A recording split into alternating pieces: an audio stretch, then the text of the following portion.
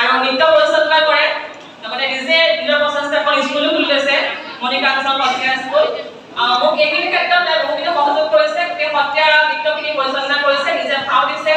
গতিকে অশেষ ধন্যবাদ জ্ঞাপন কৰিছোঁ সাধনা সকলোৰ পৰা আমাৰ ভাৰ্গৱী বৰঠাকুৰক সন্মান প্ৰদৰ্শন কৰিব সন্মান জনাব আমাৰ সভানেত্ৰী মানবিকা বৰঠাকুৰাই বহুখিনি পদকপ্ৰাপ্ত বহুটা অনুষ্ঠান কৰি আছে বহু দিনৰ পৰা আৰু বহুখিনি পদক পাবলৈ তেওঁ পদকপ্ৰাপ্ত এগৰাকী